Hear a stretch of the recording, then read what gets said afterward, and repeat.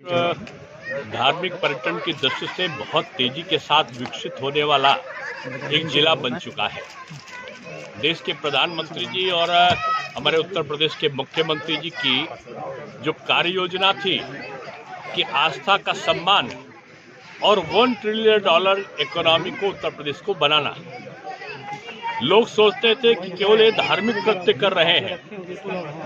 Kashi Vishwanath corridor बना तो जहां पर अगर 50,000 लोग आते थे तो आज 5 लाख लोग आ रहे हैं। अयोध्या में जहां अगर कोई 1 लाख आता था तो आज 10 लाख लोग आ रहे हैं।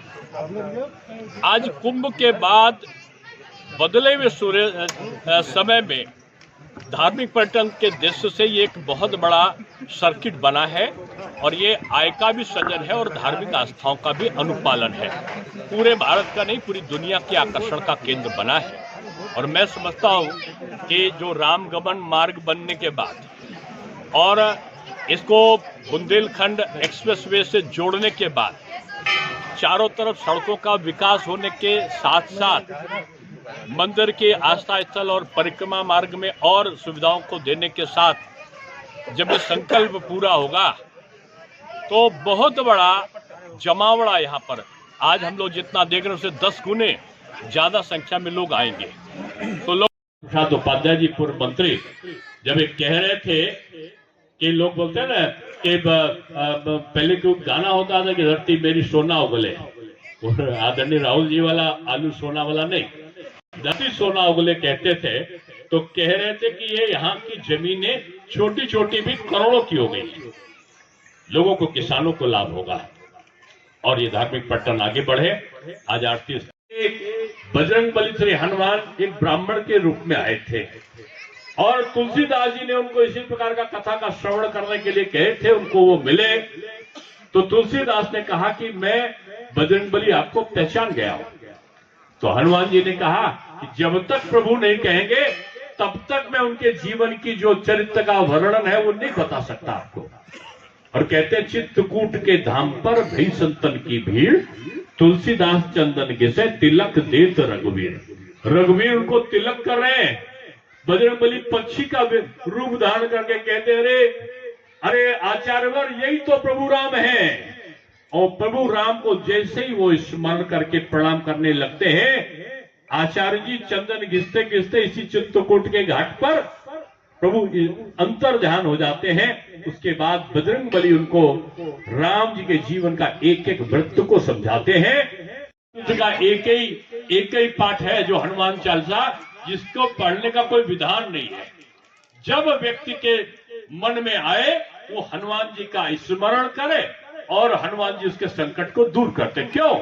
वो राम दूत अतुलित बल धामा, वो राम जी के दूत है और अतुलित बल के को धारण। जय हो चित्रकूट धाम की, जय हो नागनी माता की, जय हो रामलला सरकार की, जय हो कामदगिरि महाआरती की, जय हो। धन्य है भगवान कामदगिरि के पार।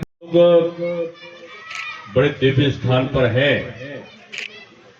और कहते तो ये है कि भगवान साक्षात मानव शरीर को धारण करने के बाद 11 वर्ष तक माता जानकी के साथ चित्रकूट में रहे थे।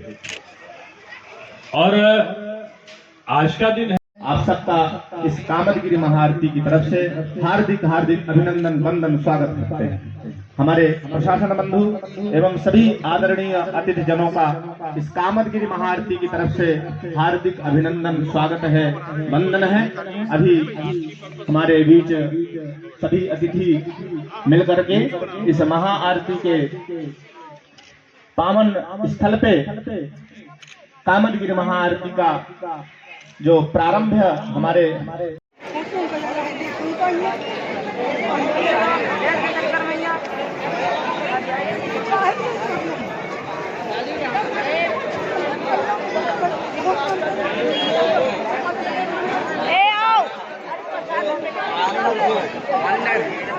भेजो तो भेज दो, कमरा में जाओ। आज की जय। ये त्रेता से में भी भगवान को जब वनवास हुआ था और वशिष्ठ जी ने भरत जी को समझाने का प्रयत्न किया था कि आपको अनुचित उचित विचार तजी जे पालहि पितु बैन, अनुचित और उचित का विचार किए बिना पिता की आज्ञा का पालन कर लेना चाहिए। परंतु भरत जी के अंतःकरण में एक भाव था कि भैया राम को वनवास हुआ है और ये अयोध्या का राज उन्हीं का है, संपत्ति सब रघुपति के आही, तो ये उन्हीं को सौंपना चाहिए। और ये संकल्प लेकर के भरत जी राम जी को मनाने चित्रकूट आए, अपनी पूरी सेना के साथ आए, वशिष्ठ जी आए, माताएं आई, पूरी अयोध्यावासी आए। और आज वही दृश्य हमको यहाँ पर साकार दिखाई देता है। तो ये हमारे पूज्य छावनी पीठाधीश्वर नेत्रपाल दास जी के द्वारा ये 50 वर्ष से लगातार भरत मिलाप की यात्रा यहाँ आती है।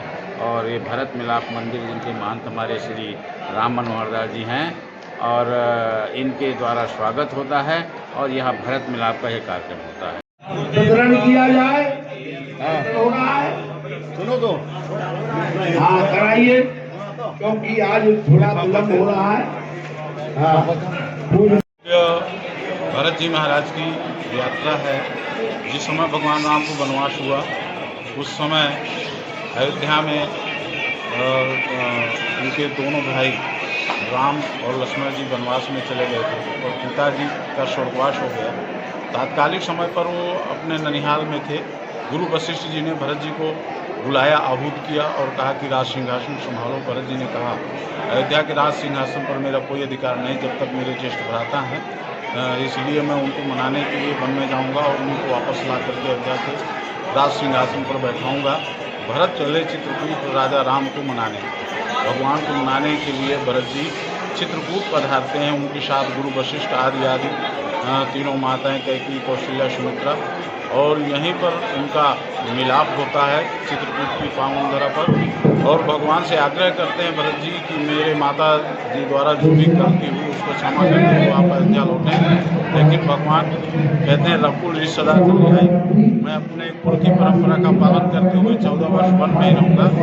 भरत जी पुनः आग्रह करते हैं कि कोई ऐसा प्रतीक चिन्ह दे। प्रभु कर कृपा पावनी दीनी सादर भरत शीश दे। चित्रकूट में ऐसी अलौकिक, अप्रतिम, अद्वितीय भ्रातृत्व प्रेम की एक महान उपाधि मिलती है जो अन्यत्र कहीं भी सुलभ नहीं है।